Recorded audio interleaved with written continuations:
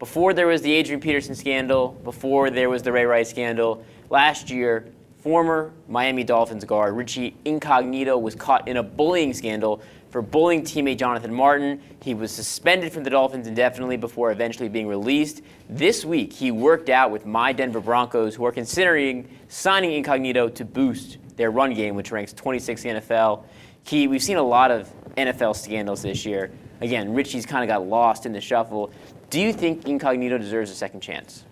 I do. I think that, I think America is the land of second chances. And Incognito is a good player. I think they had him ranked 12th or 13th at his position. And as you know, Denver could use the protection, especially heading into the latter part of the season. It did two things. It shined light on the bullying issue as a whole, which was great. And I think he's learned his lesson. It's now been a full year almost where he's been out of a job. And I think that given a second opportunity, just like everyone else gets a second opportunity in the NFL, who have definitely gone and done more, let's say, heinous things. I think it's time for us to forgive, move on, and see if he can bounce back from this. So, first off, you've played in professional locker rooms, you played college basketball. Do you think that type of dialogue that Incognito used? Now, yes, he used racial epithets and homosexual slurs that are not acceptable ever.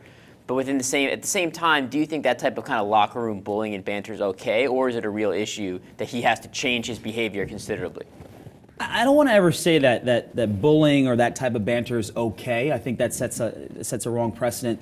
But what I will say is it happens. And I think that when you have a collected group of guys that are tolerant of those things, it kind of gets swept under the rug. And I think that, it just so happened that Jonathan Martin was severely affected by it. Because most of Incognito's teammates actually backed him publicly as this was all happening. Yeah, including Tannehill.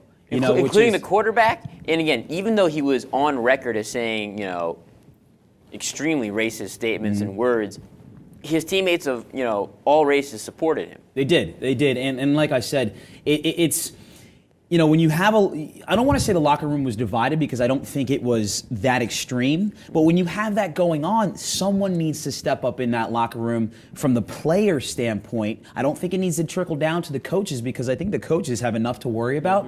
Someone from the player standpoint really needs to step in and say, okay, enough is enough.